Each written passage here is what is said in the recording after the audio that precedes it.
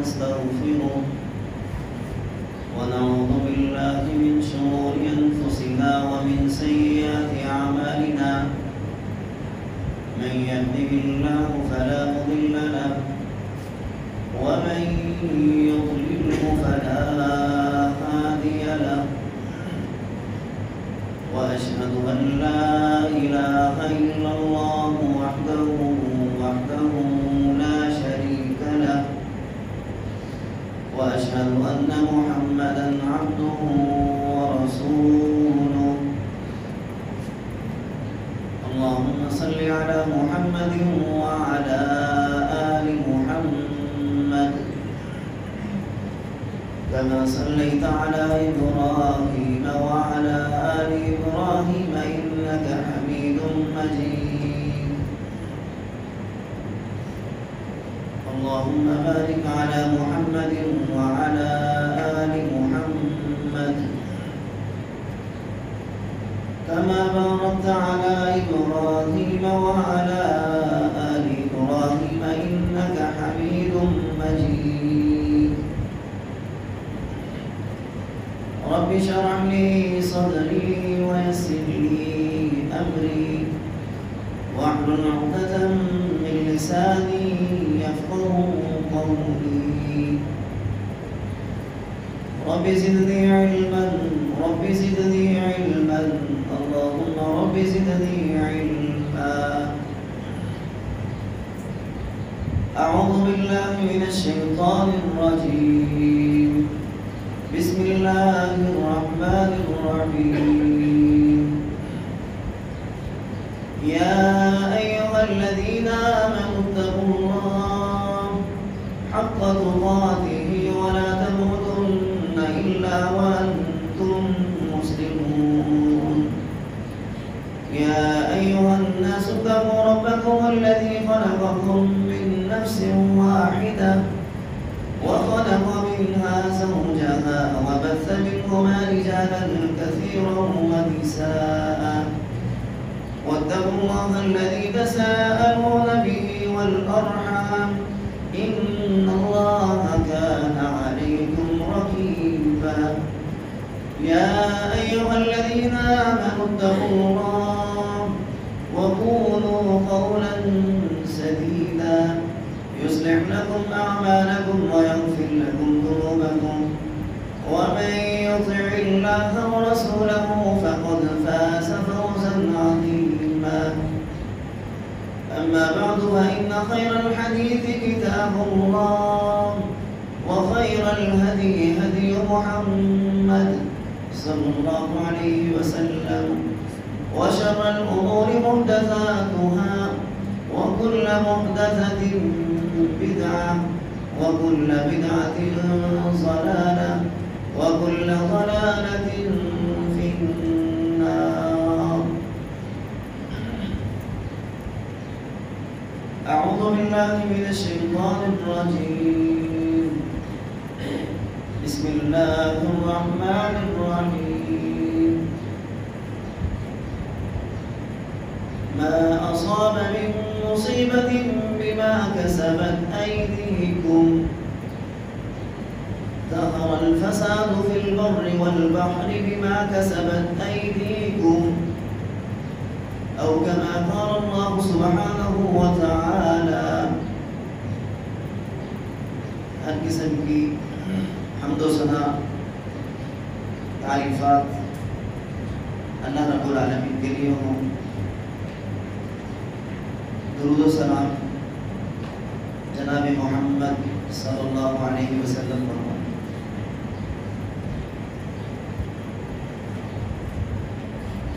عزیز بھائیو اس وقت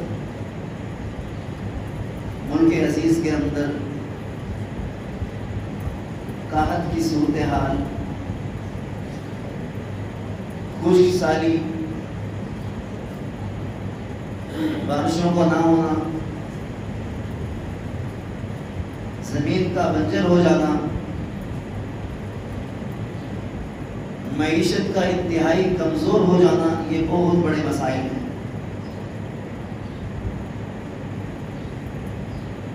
ہر شخص ان مسائل کا ملبہ دوسروں پر ڈالنے کی کوشش کرتا ہے. جو حکومت بھی آتی ہے وہ اپنے سے پہلے والی حکومت کو برا بھلا کہہ کر اس کو قصوروار ٹھہرائے گی کہ اس کے کیے گنے کی سزا یہ ہے.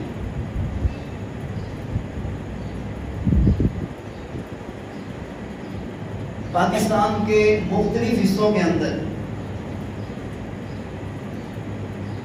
خصوصاً بلوچستان کا اندرونی علاقہ، سندھ کے علاقے، پنجاب میں بالخصوص چولستان کا علاقہ، آپ سب خبریں دیکھ رہے ہوں گے، سن رہے ہوں گے. یہ علاقے اس وقت قحط کا شکار ہیں. کھانے پینے کی اشیاء تو دور، پینے کو پانی تک نہیں ہے ان علاقوں میں.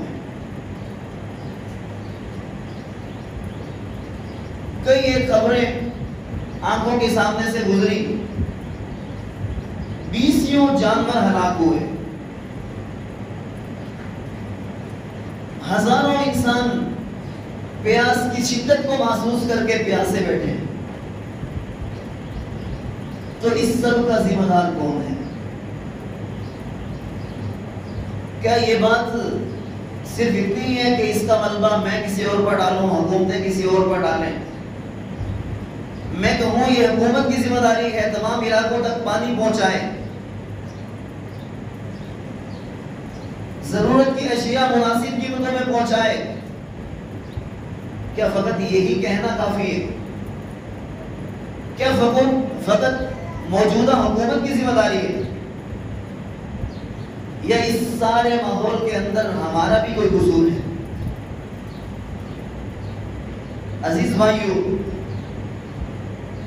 اس دنیا کے اندر جہاں نعمتیں رب العالمین کی طرف سے ہوتی ہیں اس کا اعتراف ہم کرتے ہیں.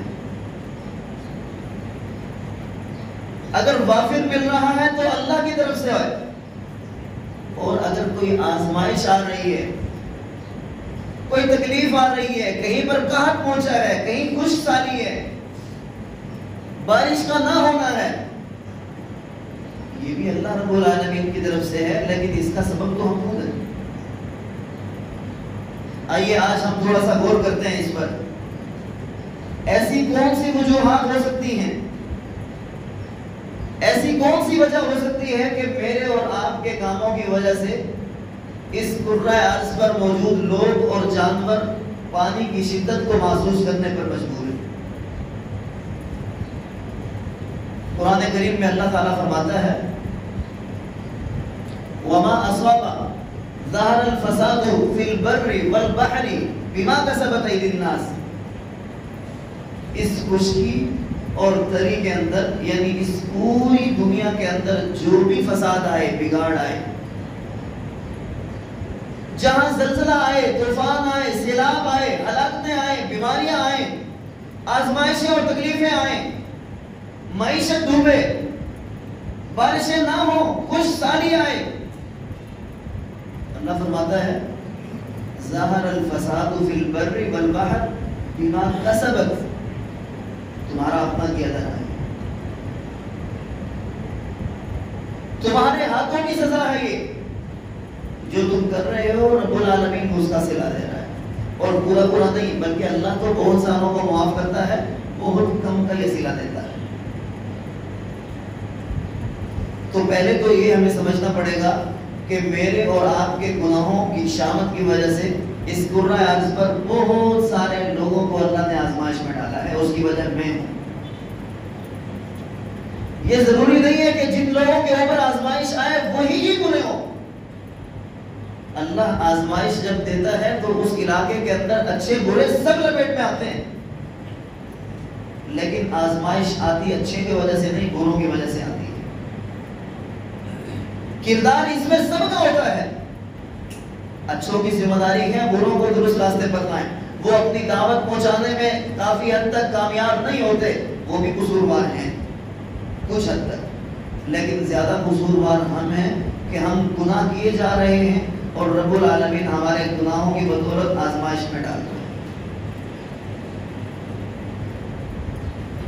پہلی وجہ کیا ہے؟ قرآن کریم میں اللہ تعالیٰ فرماتا ہے سورۃ مطففین ویل للمطففین الذین اذا اکتالوا علی الناس یستوفون. اللہ کے نبی صلی اللہ علیہ وسلم کا فرمان بھی ہے جب قوم ناپ تول کے اندر کمی کرنے لگ جائے تو اللہ اس قوم کو قحط کی بیماری میں ڈال دیتا ہے. اس قوم میں قحط سالی آ جاتی ہے، پھر خشک سالی آنا شروع ہو جائے گی. یہی اللہ رب العالمین نے فرمایا ویل للمطففین، کم تولنے والے، ناپ تول کے اندر ڈنڈی مارنے والے، دغا بازی کرنے والے تولنے کے اندر وہ ہلاک ہو جائیں، وہ ہلاک ہو گئے. الذین اذا اکتالوا علی الناس یستوفون، جب لینے کی باری آتی ہے تو گھوڑا لیتے ہیں، اور جب تول کر دینا ہو تو اس کے اندر ڈنڈی مار دیں گے، کم کر دیں گے. پہلی وجہ قحط سالی، ملک کے اندر بارش نہ ہونا، معیشت کا ڈوبنا، اس کی پہلی وجہ جو اللہ کے نبی علیہ السلام نے اور رب العالمین نے قرآن میں ذکر کیا قرآن میں، وہ ہے ناپ تول کے اندر کمی کرنا. میرا معاشرہ اس برائی کا شکار نہیں ہے. آج ہر تولنے والے کے اندر یہ بہت بڑی بیماری موجود ہے، الا ماشاء اللہ. کئی مرتبہ آپ سب بھی اس کا مظاہرہ کر چکے ہوں گے. ہمارا ہر چھوٹا بڑا تاجر وہ یہ سمجھ بیٹھا ہے کہ اگر میں ڈنڈی ماروں گا تبھی مجھے منافع ملے گا. کہنے کو 1 کلو، لیکن گھر میں جا کر اگر وزن کیا جائے تو 200 گرام. کہنے کو بالکل درست چیز لے کے آیا ہوں، صاف ستھری اور چمکتا فروٹ ہے، لیکن گھر میں آ کر تھیلی کھولے تو خراب نہیں ہوگا. میں اگر فروٹ کا ٹھیلا لگاتا ہوں، چمکتا دھمکتا فروٹ بہترین کر کے رکھوں گا، وہی ڈال کر تھیلی میں ڈالوں گا، لیکن نیچے سے گلا سکتا ہوں. یہ ناپ تول میں کمی نہیں ہے. اور شاید ہم یہ سمجھتے ہوں کہ ناپ تول میں کمی یہ ہے کہ وزن کے اندر ہیر پھیر کی جائے، یعنی 1 کلو لی جائے تو 900 گرام دے تو وزن کم ہے. میں اگر کام کرتا ہوں کپڑے کا اور اگر میں بتاتا ہوں کہ یہ اس کمپنی کا ہے، فلاں ہے، اگر اس میں بھی ہیر پھیر ہوتی ہے، کپڑے کے اندر بھی اس کے وزن کے مقدار کے اندر، معیار کے اندر، بنائی کے طریقے کے اندر، تو یہ بھی ناپ تول کی کمی ہے اور یہ بھی خیانت ہے.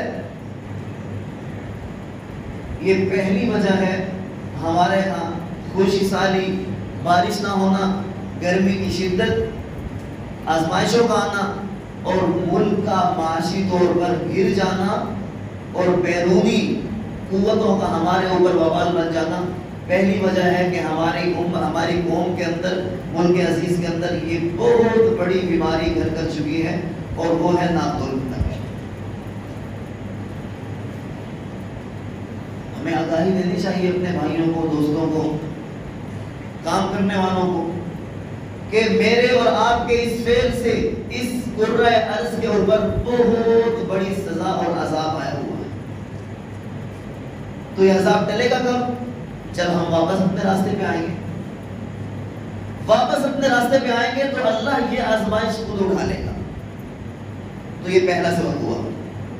بطور قوم میں اور آپ وزن کے اندر جو دے رہے ہیں وہ الگ ہے اور جو لے رہے ہیں الگ ہے. یہ ایک وجہ ہے ملک کے اندر قحط سالی، خشک سالی، بارش نہ ہونے کی. تو بتائیں اس کا قصوروار کسی اور کو ٹھہرا سکتے ہیں؟ میں کہوں پچھلی حکومت یا اس حکومت کا کیا دھرا ہے یا فلاں کا کیا دھرا ہے؟ نہیں، یہ میرے اور آپ کا اپنا کیا دھرا ہے، اور اس کو ٹھیک بھی ہم خود کریں گے.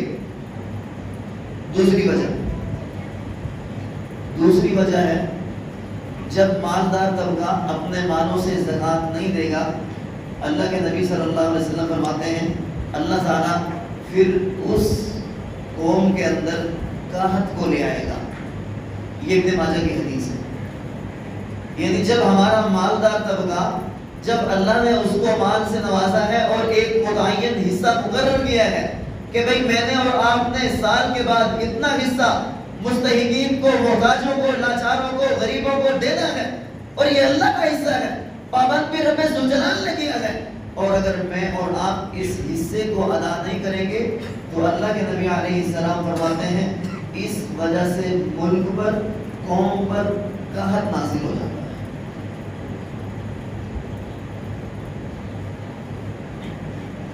یہ تو دنیا کی سزا ہے نا، کہ انسان کو اللہ نے مال دیا اور انسان اپنے رب کا حصہ نہیں دے رہا، یہ دنیا کی سزا ہے۔ آخرت کی سزا تو اس سے بہت زیادہ بڑھ کے ہے۔ یاد رہے یہ زکوٰۃ جو ہے یہ عام صدقے کی شکل نہیں ہے، روٹین میں انسان جب چاہتا ہے تھوڑا بہت دیتا رہتا ہے۔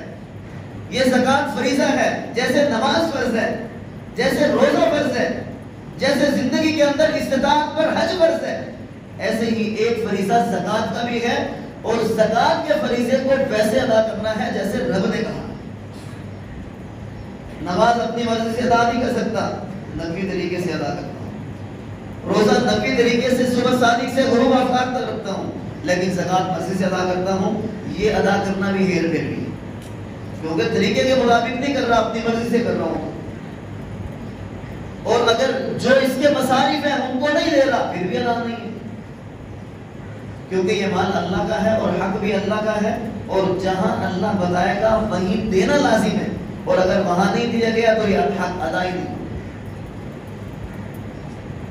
تو دنیا کے اندر اس کی سزا کیا ہے کہ اللہ تعالیٰ قوم کو قحط کا شکار کرتا ہے۔ اب کتنی بڑی سزا ہے، مالدار طبقے کے لوگ ہم ہیں، اور اگر ہم میں کوئی کمی کرتا ہے اللہ پکڑ کن کو دے رہا ہے؟ چولستان کے غریبوں کو، اندرون سندھ کے لوگوں کو، نادار کسانوں کو جو زمینوں سے اناج اگا کر اپنے پیٹ کو پالتے ہیں، ان کی زمینیں بنجر ہو رہی ہیں، سزا ان سب کو مل رہی ہے، میرے اور آپ کو۔ اور آخرت کی سزا تو اس سے کہیں بڑھ کر ہے۔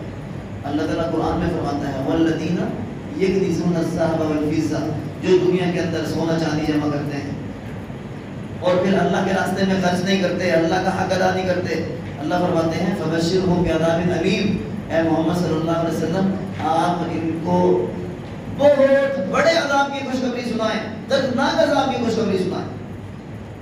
یوم یحمى علیہا فی نار جہنم، اس خزانے کو جو بھی ہم جمع کرتے ہیں جہنم کی آگ کے اوپر دبایا جائے گا، فَتُقْوَى بِهَا جِبَاهُهُمْ وَجُنُوبُهُمْ وَظُهُورُهُمْ۔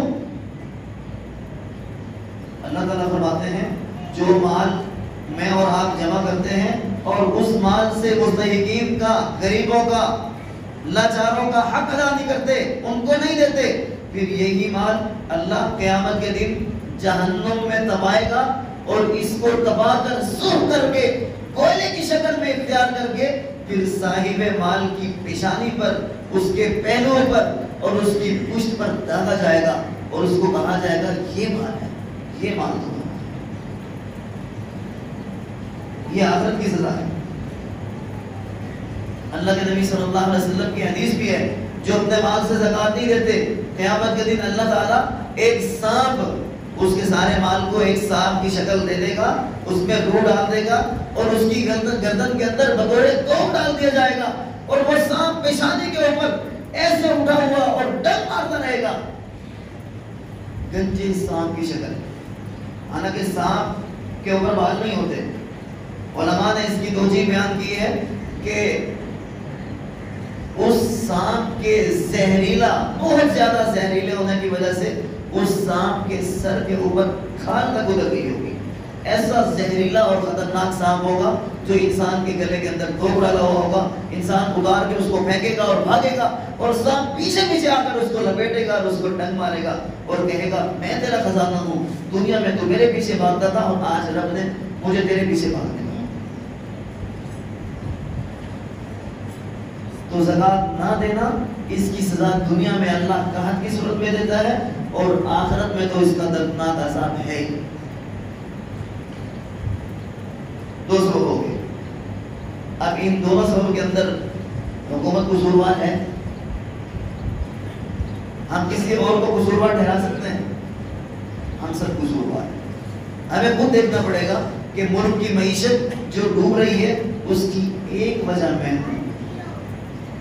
جب سب یہ سوچیں گے تو پھر ملک بھی اٹھے گا، یہ قحط بھی ختم ہوگا، خوش سالی بھی ختم ہوگی، اللہ آسمان سے رب کی اپنے رحمت کو ایسا برسائے گا، پھر یہ زمین جو آج بنجر ہے یہ دوبارہ لہلہائے گی، اناج اگلے گی، پھر دوبارہ یہ قوم سیر ہو جائے گی، وجہ جب ہم خود سیدھے ہو جائیں۔ تیسری وجہ دین سے دوری۔ قرآن کریم میں اللہ تعالیٰ نے فرمایا وَمَنْ أَعْرَضَ عَنْ ذِكْرِي فَإِنَّ لَهُ مَعِيشَةً ضَنْكًا، جو شخص دنیا کے اندر رہتے ہوئے میرے ذکر سے اعراض کر لے گا، میں اس کی معیشت، کس چیز کو؟ معیشت کو تنگ کروں گا۔ یہ وعدہ کیا ہے اللہ نے، کس کو تنگ کروں گا؟ معیشت کو۔ وَمَنْ أَعْرَضَ عَنْ ذِكْرِي، جو اللہ کے ذکر سے منہ موڑ لے گا، ذکر سے روگردانی کرے گا، اللہ کو یاد نہیں کرے گا۔ یاد کرنا کیا ہے؟ قرآن پڑھنا، نماز پڑھنا، اللہ کی عبادات کرنا، یہ سارا اللہ کو یاد کرنا ہے۔ اللہ کہتا ہے جو بندہ میری طرف نہیں آئے گا، بے دینی کی طرف جائے گا، جو میری نہیں مانے گا، میں اس کی معیشت کو تنگ کروں گا۔ یہ وعدہ اللہ نے کیا ہے۔ اور آج ہماری کیا تنگ ہے؟ معیشت کی تنگ ہے، ملک کی بھی معیشت تنگ ہے، اور میری اور آپ کی بھی معیشت تنگ ہے۔ ہم میں سے کوئی شخص جو جتنا زیادہ وافر مال رکھتا ہے پھر بھی خوشحال نہیں ہے، اس لیے کہ اللہ نے اس کے دل سے گناہ کو نکالا ہے۔ مزید کی طرف کے اندر ہم بہت زیادہ مارے مارے پھرتے ہیں، لیکن جو میسر ہے اس پر شکر گزاری نہیں ہے۔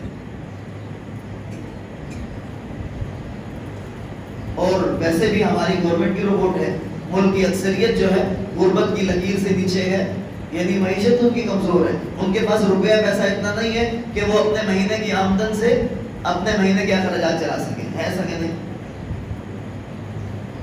اخراجات دور، میں تو یہ کہہ رہا ہوں کہ ملک کے اندر ایسے علاقے ہیں جو پانی خرید کر پینے کو طاقت نہیں رکھتے۔ ایک بھائی بتا رہا تھا چولستان کے اندر جو قحط پانی کا پڑا ہے اس وقت، خشک سالی کا، یہاں جو سنگل ٹینکر 1000-2000 میں مل جاتا ہے، وہاں پانی پر وہ جواب میں نہیں تو دور سے لا کر 15 سے 18 ہزار میں صرف سنگل ٹینکر پڑتا ہے۔ اب سزا کوئی بھگت رہا ہے، قصور کوئی کر رہا ہے، یعنی میرے اور آپ کے گناہوں کی سزا کوئی اور بھگت رہا ہے۔ تو تیسری وجہ کیا ہے ملک کے اندر قحط سالی کی؟ کہ ہم اپنے رب کے دین سے اعراض کر بیٹھے ہیں، منہ موڑ بیٹھے ہیں، ہم فقط موسم کے مسلمان رہ گئے ہیں۔ اگر ہمارے رب سے تعلق ہمارا مضبوط ہو جائے گا، ہم واقعتاً نمازی ہوں گے، واقعتاً قرآن کی تلاوت کرنے والے، رب کا ذکر کرنے والے ہوں گے، تو پھر اللہ تعالیٰ ہماری معیشت کو مضبوط کرے گا۔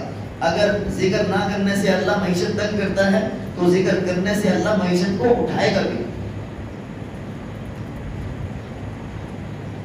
تیسری وجہ ہے۔ چوتھی وجہ،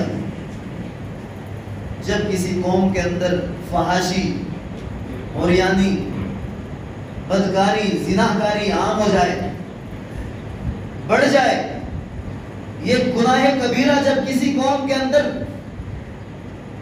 وائرل ہو جائے، اللہ تعالیٰ اس قوم کو پھر خشک سالی، قحط کے اندر مبتلا کرتے ہیں۔ اس کی ایک مثال آپ کے سامنے رکھتا ہوں۔ سورۃ یوسف آپ سب نے پڑھی ہوگی، بڑا شاندار قصہ اللہ تعالیٰ نے ذکر کیا ہے، احسن القصص قرار دیا ہے اس قصے کو۔ اہل مصر جہاں حضرت یوسف علیہ السلام جا کر جیل میں قید ہوئے، بادشاہ کے پاس رہے، جہاں کا تخت ان کو میسر آیا، جہاں کے بادشاہ بنے، وہاں لوگوں کے اندر ایک بہت بڑی بیماری جو عام ہو گئی تھی۔ لوگ تو دور، بادشاہوں، امیروں، ان کو بھی چھوڑیں، ان کی عورتوں کو بھی ایک برائی اور بدکاری کی لت لگ گئی تھی۔ آپ دیکھیں بادشاہ کی بیوی ہے اہل مصر کی، وہ برائی کی دعوت دے رہی ہے حضرت یوسف کو، ذکر قرآن میں ہے نا۔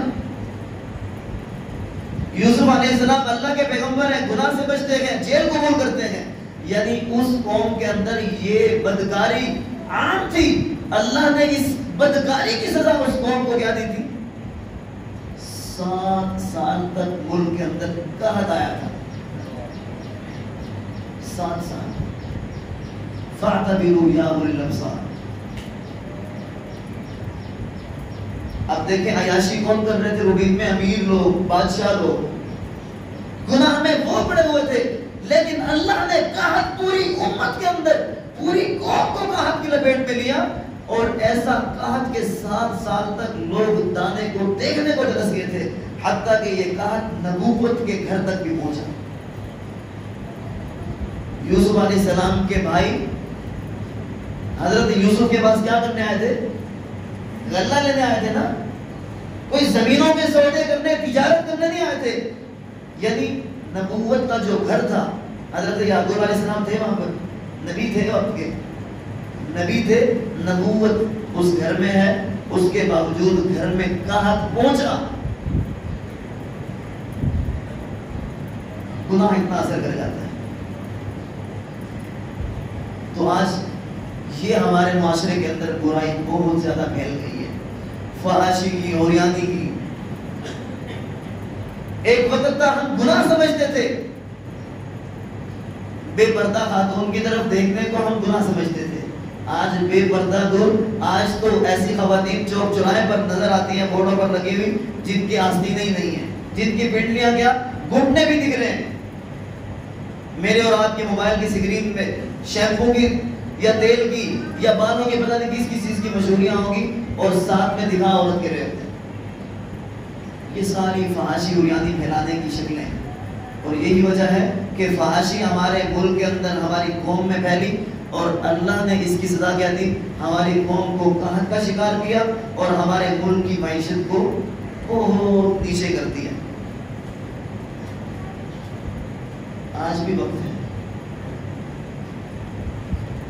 ہم اس گناہ سے اپنے آپ کو بچائیں، اپنے آپ کو دور کریں اس گناہ کی لت سے۔ اگر ہم اس گناہ سے باز آ جاتے ہیں، بحیثیت قوم ہم خود بھی گناہ سے باز آئیں، اپنے گھر والوں کو، دوست احباب کو، اپنے حلقہ احباب سب کو اس سے بچائیں، گاہے بگاہے نصیحت کریں، ان کو بولیں کہ موبائل کے فتنے سے بچو، اپنی علیحدگی والی زندگی کو بچاؤ اس موبائل کے فتنے سے۔ خلوت کے اوقات میں موبائل کا غلط استعمال، اس سے اپنے بچوں کو، اپنی اولادوں کو، اپنے بھائیوں کو، اپنے بڑوں کو، سب کو بچائیں۔ فحاشی عریانی، زنا اور بدکاری کا مطلب یہ نہیں ہے کہ بندہ جا کر کسی فاحشہ کے ساتھ منہ کالا کرے، یہ بھی ہے، لیکن زنا اللہ کے نبی علیہ السلام نے فرمایا ہے آنکھ کا بھی ہے، ہاتھ کا بھی ہے، یعنی جسم کے ہر عضو کا زنا ہے۔ ہم باقی سارے عضو کا کر رہے ہوتے ہیں، صرف ایک حصے کے عمل کو ہم زنا سمجھ رہے ہوتے ہیں۔ تو ہم ان چیزوں کی اپنی اولادوں کو، بھائیوں کو، حلقہ احباب کو آگاہی دیں، اور ہم ان چیزوں سے اگر باز آئیں گے تو پھر ہمارا ملک بھی اٹھے گا، یہ معیشت بھی مضبوط ہوگی، اور ملک کے اندر جو بہت بڑا بحران کھانے پینے کا، قحط سالی، خوشحالی کا ہے، یہ سارا اللہ تعالیٰ ختم کرے گا۔ ایک بہت بڑا سبب، 5واں، وہ توبہ اور استغفار کا اجتماعی طور پر نہ ہونا، اجتماعی طور پر، انفرادی طور پر بھی نہ ہونا۔ حسن بصری کے متعلق آتا ہے، ان کے پاس ایک شخص آیا، آ کر کہنے لگا کہ حضور بارش نہیں ہو رہی، دعا کریں اللہ بارش دے دے۔ حسن بصری رحمہ اللہ نے ان کو کہا کہ بھائی جاؤ استغفار کرو۔ ایک اور آیا اور کہا کہ حضور بہت تنگ حالات ہیں، بہت زیادہ پریشان ہوں، کھانے پینے کو کچھ نہیں ہے، بہت زیادہ تنگی ہے، کوئی صورتحال بتائیں، کوئی حل بتائیں۔ حسن بصری رحمہ اللہ فرماتے ہیں جاؤ استغفار کرو۔ ایک اور آیا، کہنے لگا کہ حضور اولاد نہیں ہے، بیٹے کی طلب ہے، دل چاہتا ہے اللہ مجھے بھی اولاد دے، اولاد نہیں ہے میرے پاس، کوئی علاج بتائیں، کوئی طریقہ کار بتائیں۔ حسن بصری رحمہ اللہ فرماتے ہیں جاؤ استغفار کرو۔ کہنے والے نے پوچھا کہ حضور 3 لوگ مختلف آئے ہیں، تینوں نے الگ الگ مسئلہ پیش کیا ہے، آپ نے ایک ہی جواب دیا ہے جاؤ استغفار کرو۔ حسن بصری رحمہ اللہ نے قرآن کی آیت پڑھی، فَقُلْتُ اسْتَغْفِرُوا رَبَّكُمْ إِنَّهُ كَانَ غَفَّارًا يُرْسِلِ السَّمَاءَ عَلَيْكُمْ مِدْرَارًا وَيُمْدِدْكُمْ بِأَمْوَالٍ وَبَنِينَ وَيَجْعَلْ لَكُمْ جَنَّاتٍ وَيَجْعَلْ لَكُمْ أَنْهَارًا۔ فَقُلْتُ اسْتَغْفِرُوا رَبَّكُمْ إِنَّهُ كَانَ غَفَّارًا. تم اپنے رب کے حضور توبہ استغفار کرو، تمہارا رب بہت زیادہ معاف کرنے والا ہے، بخشنے والا ہے. یرسل السماء علیکم مدرارا، تم استغفار کرو گے، گناہوں سے معافیا مانگو گے، اللہ گناہ ہو گیا معاف کر دے، اللہ میرے گناہوں کی سزا غریبوں پر نہ ڈال، تم استغفار کرو گے، اللہ یرسل السماء علیکم مدرارا، اللہ آسمان سے بارشیں دے دے گا.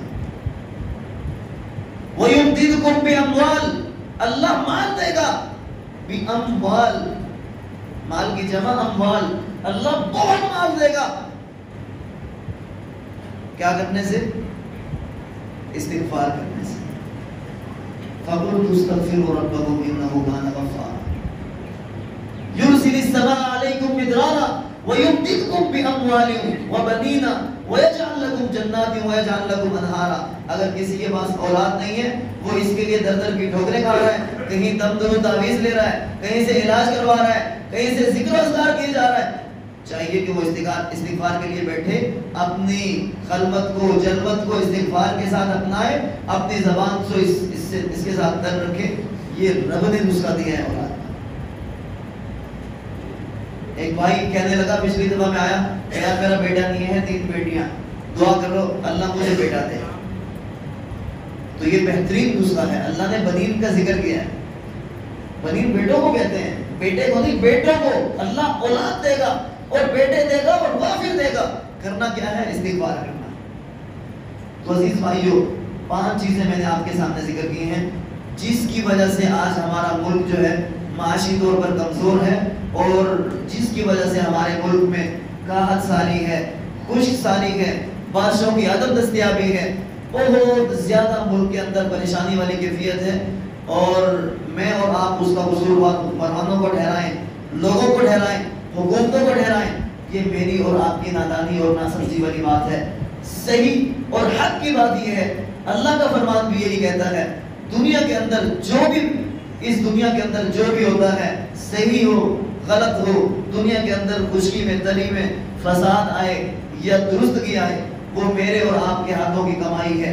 آج اگر خشک سالی آئی ہے، آج اگر کہیں پر طوفان آیا ہے، آج اگر کہیں سیلاب آیا ہے، کہیں آزمائش آئی ہے، تو ضرور بھی ضرور میں اور آپ اپنے گربانوں کو جھانکیں، ہم دیکھیں کہ میری زندگی کے اندر یہ گناہ تو نہیں ہے کہیں. اگر میری زندگی میں یہ گناہ ہے تو سمجھ لیں اللہ میرے گناہوں کی سزا کسی اور کو دے رہا ہے. اور ایسا تو نہیں کہ دنیا کے اندر میں اپنے گناہ کی سزا نہ پا رہا ہوں، قیامت کے دن یہ سارے گناہ اکٹھے ہو کر میرے کندھوں پر بوجھ کی صورت میں نہ آ جائیں. کہیں ایسا نہ ہو کہ قیامت کے دن شرمندگی کی صورتحال کا سامنا ہو. تو عزیز بھائیو، آئیے یہ جو ساری چیزیں میں نے آپ کے سامنے ذکر کرنے کی کوشش کی ہے، ان ساری چیزوں کو اپنے گربان میں جھانکیں اور کوشش کریں کہ یہ ساری بیماریاں، ان ساری بیماریوں کا اجتماعی طور پر بحثیت قوم اپنے آپ سے، اپنے حلقہ باب سے، اپنی اولادوں سے ان برائیوں کو دور کریں. اللہ تعالیٰ جو درست بات بیان کی ہے اس کو سمجھنے اور اس پر عمل کرنے کی توفیق دے دے. اللہ تعالیٰ جو کچھ سنا اور سنایا اس کو قبول و منظور فرمائے. وما علیہ